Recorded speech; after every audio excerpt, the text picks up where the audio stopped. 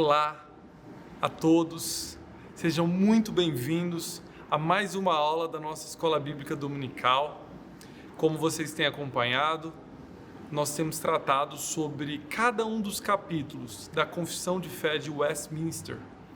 E nós começamos aqui pessoalmente nessa igreja, a pandemia nos afastou por um tempo, estamos dando continuidade através dessa plataforma YouTube. Não é o ideal. O ideal é que estivéssemos face a face um com o outro. Mas é o que Deus nos permite fazer neste momento. Por isso, tenhamos paciência, tenhamos perseverança, porque em breve Ele deve nos restaurar à normalidade. Bom, na semana passada vocês viram que nós falamos sobre a igreja. Foi uma aula muito boa e ela demonstra o relacionamento que Deus tem com a sua igreja, com aquela a quem Ele tem preparado. Vimos que tem uma igreja visível e uma igreja invisível. Se você ainda não assistiu, entre aqui no nosso canal, assista e assista as anteriores também, porque são ensinamentos preciosos. Mas hoje, dando continuidade ao relacionamento de Deus, nós já vimos no capítulo 25 como ele se relaciona com a sua igreja, e hoje nós vamos ver em especial este relacionamento com o indivíduo, um a um, e as consequências desse relacionamento que temos, particularmente com Deus, no nosso relacionamento com os nossos irmãos. Por isso esse capítulo se chama da comunhão dos santos. Antes de começarmos, eu gostaria de lhe convidar a orar comigo. E esse é o momento mais importante, é quando falaremos com Deus, pediremos dele toda a sabedoria para entender sobre este assunto. Feche seus olhos e ore comigo aí na sua casa. Senhor, como é bom conhecer a Ti, ó Pai. Ao conhecer a Ti, a Tua glória se revela a nós, a Tua santidade se revela a nós, os Teus atributos, ó Pai, se tornam claros pela revelação da Tua palavra. E ao mesmo tempo, tomamos conhecimento da nossa situação, necessitados de Ti. Estamos aqui, ó Pai, para dar glória ao Senhor. Que este estudo desta lição, ó Pai, não seja apenas para satisfazer o nosso intelecto, mas que seja para a transformação das nossas vidas e para que conheçamos mais o Senhor. Por isso, sê conosco, é o que pedimos em nome de Jesus. Amém. Meus irmãos, uma breve recapitulação, e eu acho que isso aquece os nossos corações. Vocês se lembram o que foi a Assembleia de Westminster? Quem foram os homens que escreveram esse texto? Tem muitos vídeos no YouTube. Eu lhe convido a ir atrás disso e saber como é que esse texto nasceu, qual era o contexto. É uma história realmente muito interessante. Mas no capítulo 26, eles escrevem apenas 3 parágrafos. É bem curtinho. E nós vamos ler cada um deles e entender o que podemos extrair destes textos. É importante dizer que nós estudamos esses textos porque eles são fundamentados na Bíblia. A Bíblia é a nossa única regra de fé e prática. É o nosso único texto sagrado. É a única coisa que entendemos como palavra verdadeira de Deus. O que estamos estudando aqui não teria nenhum sentido se não tivesse fundamentado nas Escrituras. Por isso, aqui na descrição do vídeo aqui embaixo, nós vamos colocar a lista de vários textos que foram estudados, discutidos profundamente por anos para que este conteúdo fosse condensado dessa forma. Por isso, não se contente apenas com o que vamos dizer, mas vá no texto e os estude, tá bom? Um a um. Eu vou começar lendo um texto que resume todo esse nosso estudo de hoje. E ele está lá no livro de Romanos, no capítulo 12. Nós vamos ler os versos 4 e o verso 5. Versos 4 e 5. Abra aí na sua Bíblia, se você tiver a oportunidade, pegue aí, não deixe de manusear a palavra do Senhor. Romanos 12, versos 4 e 5 dizem assim: porque assim como em um só corpo temos muitas partes, e todas elas têm funções diferentes, assim também nós, embora sejamos muitos, somos um só corpo por estarmos unidos com Cristo. E todos estamos unidos uns com os outros, como partes diferentes de um corpo. Esse é o texto que nos conduzirá nesta reflexão. Mas vocês lembram que eu falei que existem 3 parágrafos neste capítulo? Eu vou adiantar um pouquinho o que cada um fala. No primeiro parágrafo, eles vão dizer a respeito do relacionamento que Deus tem com cada um de nós, como nós nos unimos a Ele. No segundo parágrafo, nós vamos entender como nós nos relacionamos uns com os outros.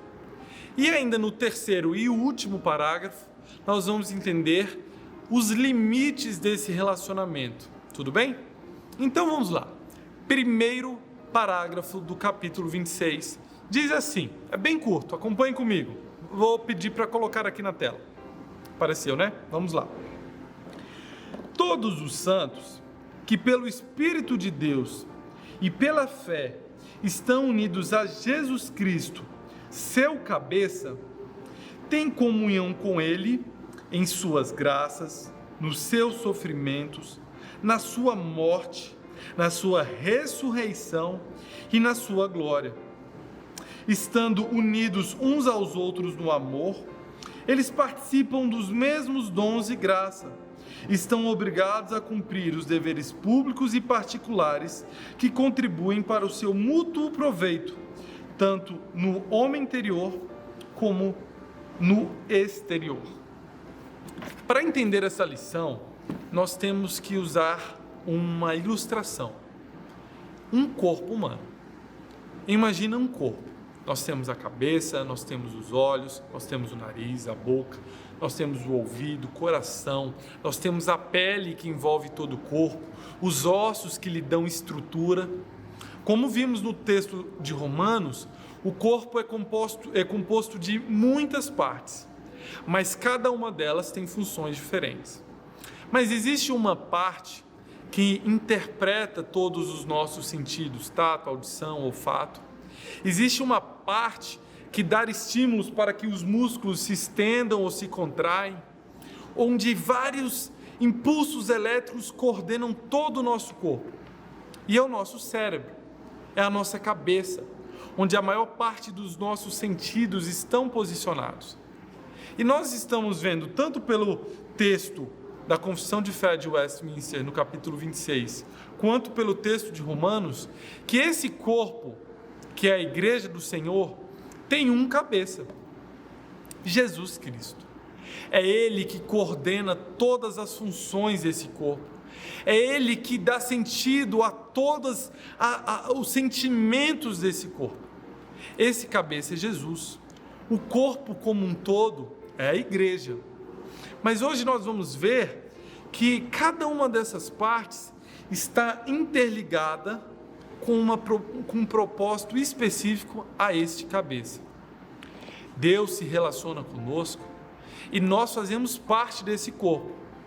Não, nós não somos cabeça, mas nós somos mãos que carregam, nós somos corações que bombeiam o sangue, nós somos os músculos que dão movimento a este corpo. E é por isso que existem pessoas tão diferentes, e é por isso que Deus dá dons tão diferentes às pessoas, para que na unidade de um corpo e nessa multiplicidade de dons, o corpo seja completo, ele tenha capacidade de agir completamente. Então nós vemos que as pessoas são diferentes, mas que todas elas estão conectadas ao cabeça. Eu posso dizer que eu sou corpo de Cristo se eu não estou conectado a Ele? Não. E nós vamos ver já já que para me conectar a Ele eu tenho que me conectar com os meus irmãos. Mas a parte mais importante que eu tenho a dizer é que um dedo sozinho não faz parte de um corpo, mas está morto.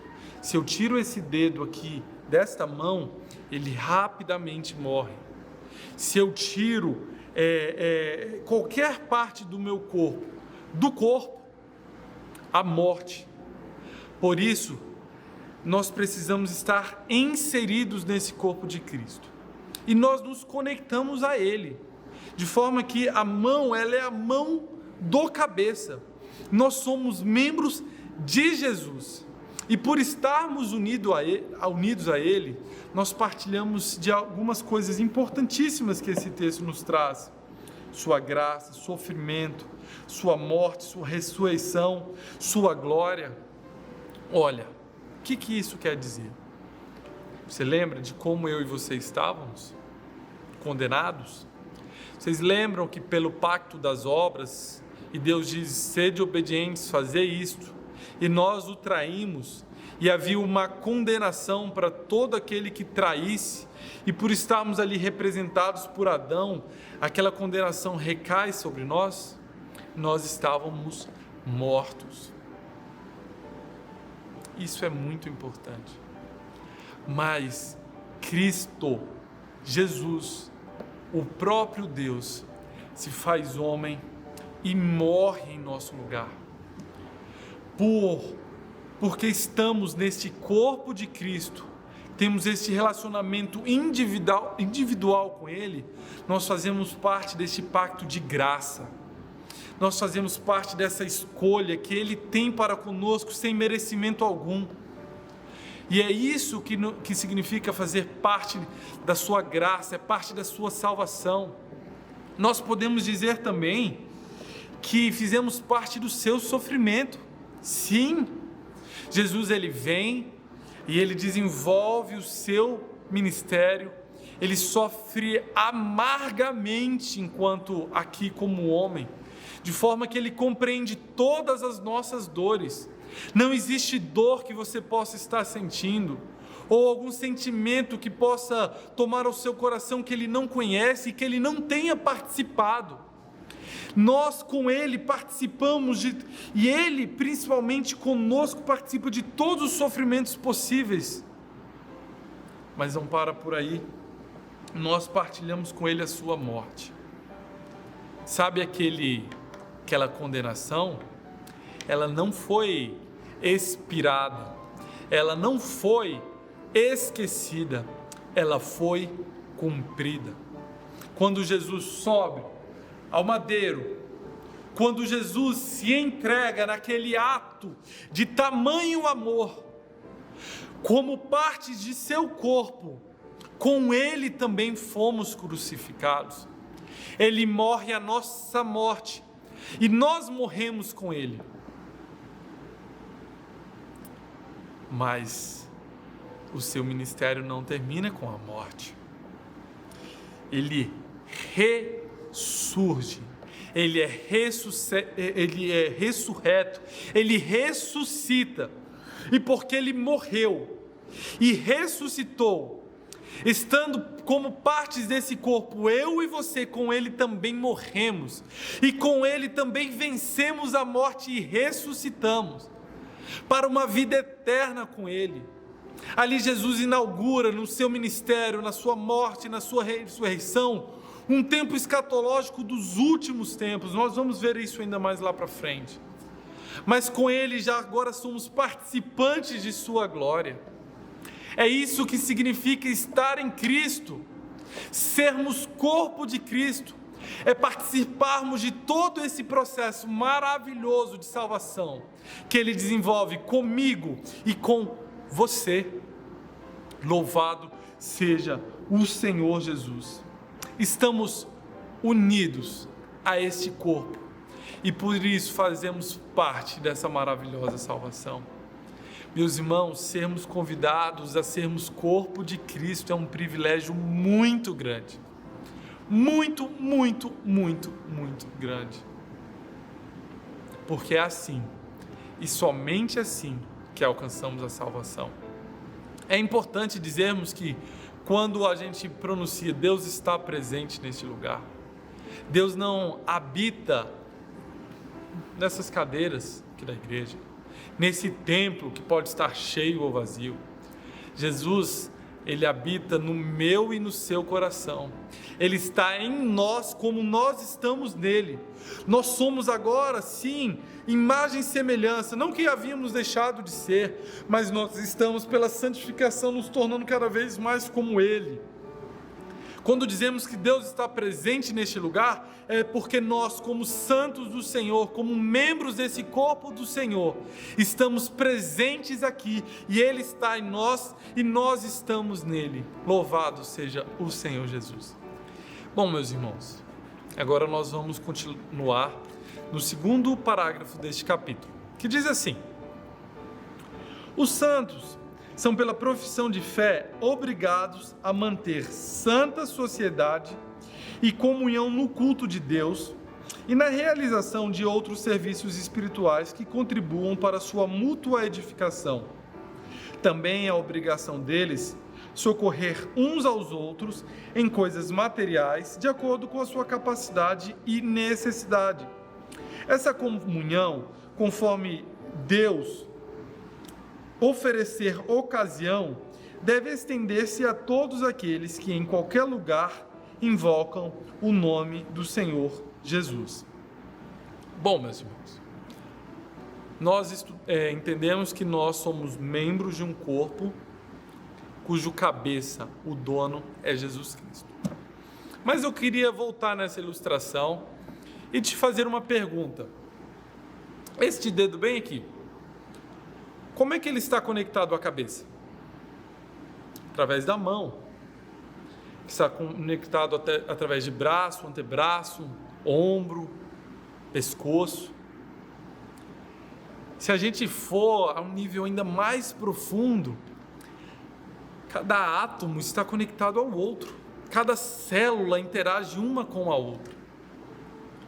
É possível que eu conecte a minha mão direto à minha cabeça, sem que haja nenhum conector entre eles, uma conexão direta, um com um? Eu digo, não é possível. Nós estamos conectados ao cabeça quando nós estamos conectados uns com os outros.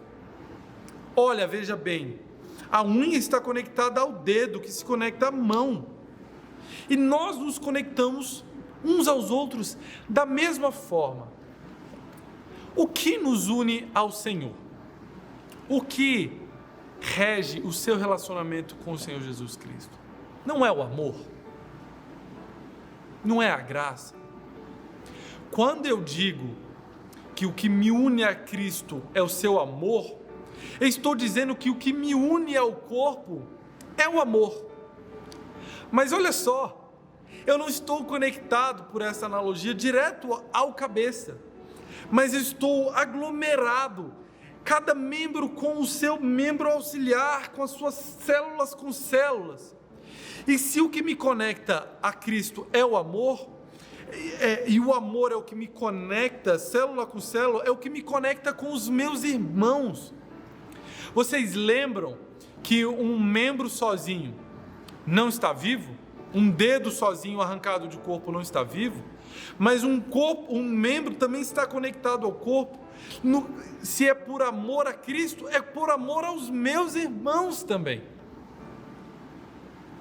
Olha que interessante.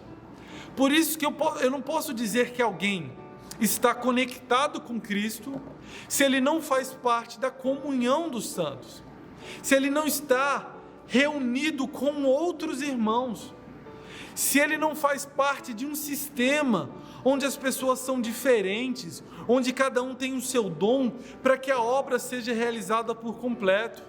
Ora, um dedo não é um corpo, mas ele é parte de um corpo.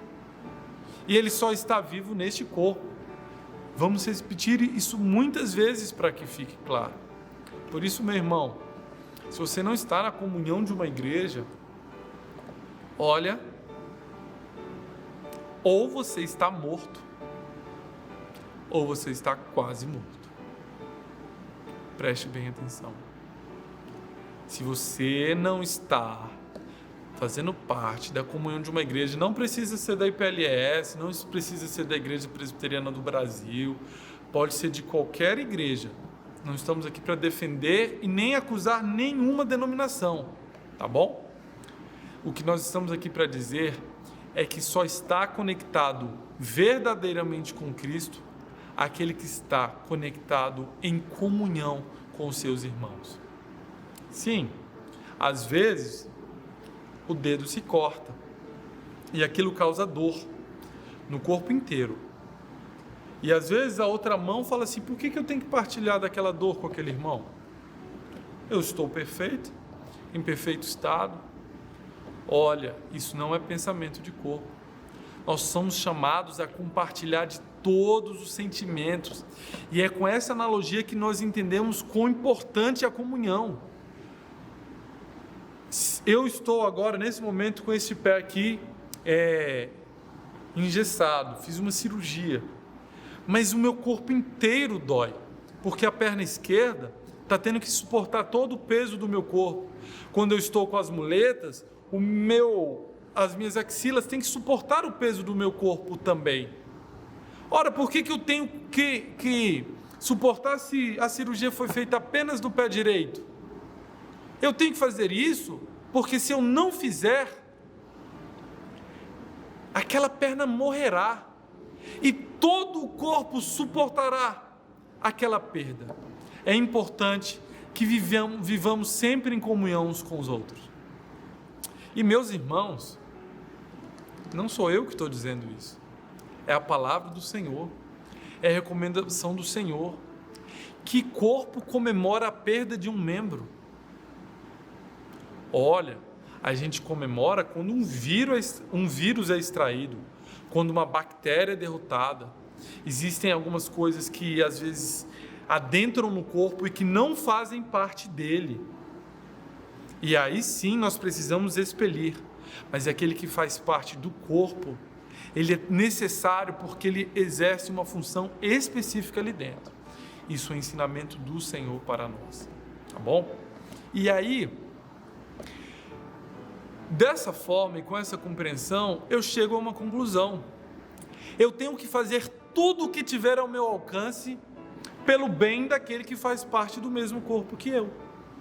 Eu tenho que fazer tudo o que eu puder para que esse meu pé direito seja recuperado o mais rápido possível. Por isso que meu pé esquerdo não se incomoda com as dores que ele sente, porque ele sabe que ele está suportando o peso desse corpo nesse momento para que o pé direito se restaure. E dessa mesma forma deve ser a comunhão entre os santos. Meus irmãos, visitar, aconselhar, não é função só do pastor, não é função só dos presbíteros. Conhecer as viúvas, os órfãos, acalentar aqueles que sofrem, não é função só dos diáconos. A palavra do Senhor nos diz para fazermos isso uns aos outros. O corpo age unido pelo seu próprio bem. Por isso, quando você entra na igreja e vê um irmão que às vezes está ali sofrendo, chorando, ore por ele. Se você tiver intimidade com ele, o conhecer, sente-se ao lado dele. Fala: meu irmão, não sei o que tu está passando não, mas eu estou contigo, porque o teu sofrimento dói em mim. E o dia que tu estiver bem, a tua alegria vai ser também a mesma alegria, porque nós somos parte do mesmo corpo. É por isso que choramos com os que choram e nos alegramos com os que se alegram. Por isso, se você vê o teu irmão em pecado, aconselha, estuda a Bíblia, e não fala para ele assim: meu irmão, tu tem que ler a Bíblia. Não exclui ele da tua comunhão, mas fala: meu irmão, vamos ler junto a palavra do Senhor, vamos estudar junto o que o Senhor fala nisso. O que você entendeu sobre esse texto? E aí o Espírito Santo trabalhando naquele coração pecaminoso, aí você dá uma palavra de exortação. Meu irmão, eu vi que essa tua prática aí está errada. Tu está se perdendo pelo caminho do álcool. Meu irmão, olha, eu vejo que você tem perdido alguns compromissos. Isso é muito sério. tá bom? Então, essa comunhão, e me perdoem ser prolixo neste momento, é para ser enfático. Nós temos que fazer tudo o que tiver ao nosso alcance pelo bem do meu irmão, porque sabe essa perna esquerda aqui? Ela só vai correr quando essa perna direita aqui estiver totalmente restaurada, tá bom? Não adianta ela achar que ela vai correr e largar essa para trás, porque ela não vai. Então é bom que ela suporte a dor do seu irmão, para que depois juntos caminhemos com força. E isso vale em aspectos econômicos. Ah, não, meu irmão, mexe com o meu bolso não. Não mexe com o meu bolso não. Sim, se teu irmão está passando fome, se o teu irmão está passando necessidade, tira do teu bolso e dá para ele. Reconhece que a vida que você tem, o sustento que você tem, foi Deus que te deu, e aquele irmão que é parte desse corpo deve ter acesso também ao que Deus te deu. Se o teu irmão está sofrendo, não negue a ele, nem que seja o sustento, uma cesta básica, uma carona. Acho que ficou bem claro aqui que nós devemos ir ao nosso limite para ajudar o nosso irmão.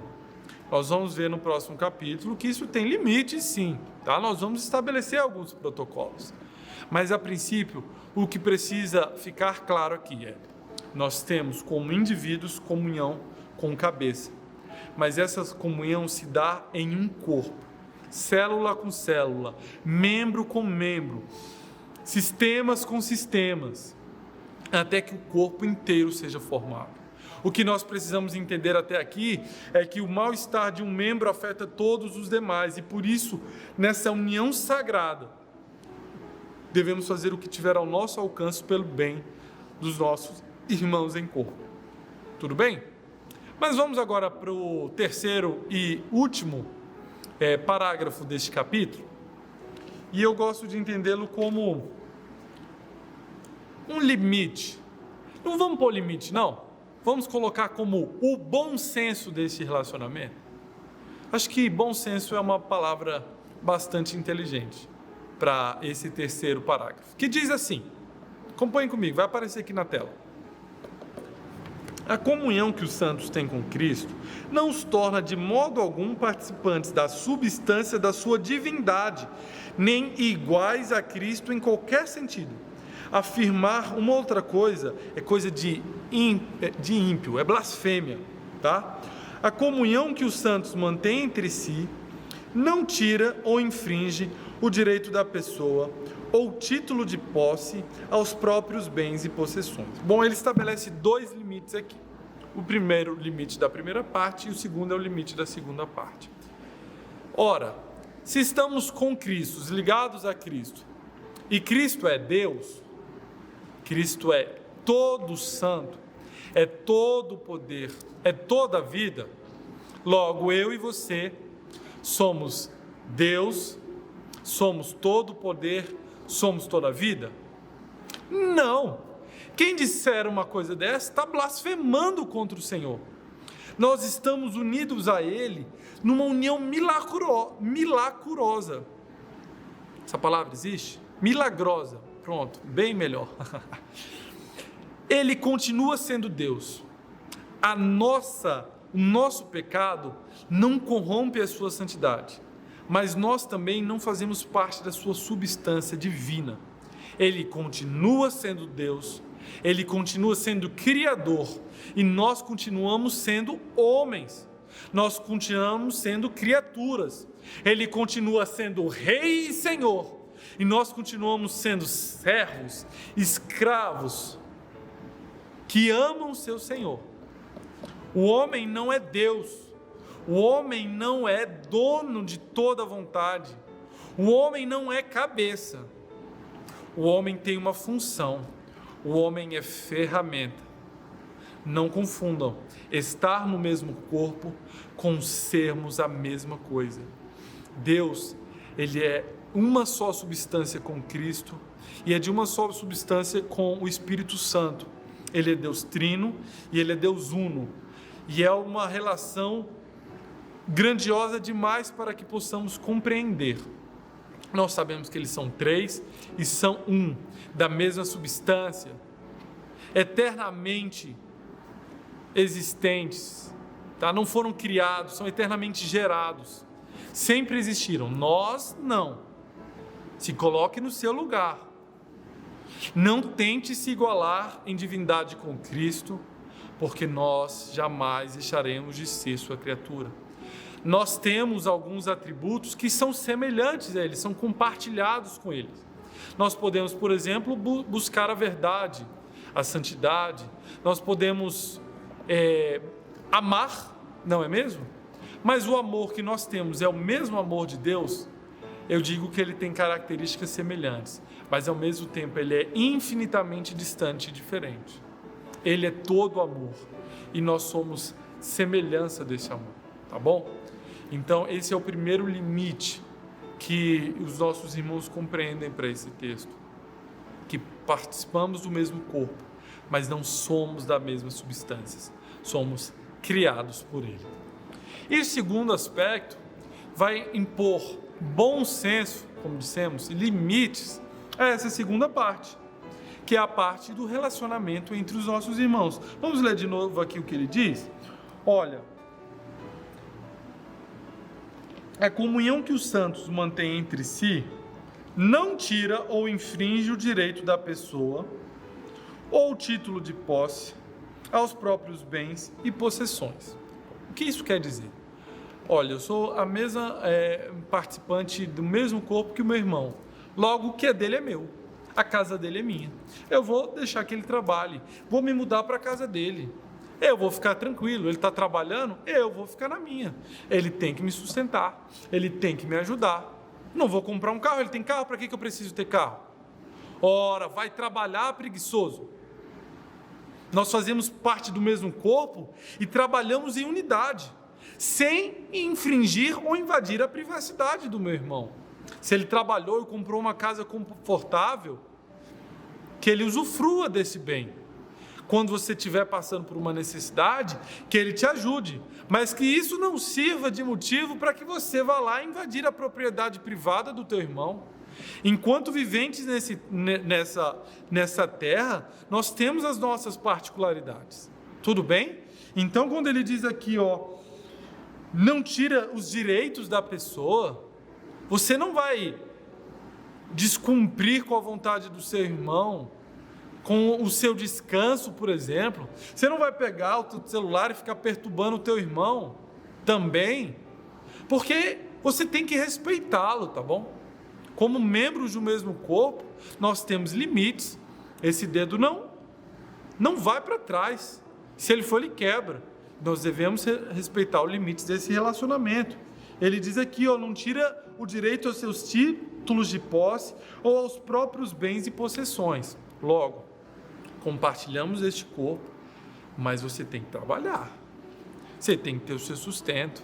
Aquela ajuda que nós oferecemos é quando você perde o emprego, é quando numa pandemia como essa, olha, quantas pessoas estão passando dificuldades, e se você tem como ajudar e não está ajudando, você está pecando, você está traindo o seu próprio corpo. É muito comum a gente ver irmãos dizer assim, eu quero trabalhar mais para ter uma casa melhor, para ter um carro melhor, um confortinho melhor.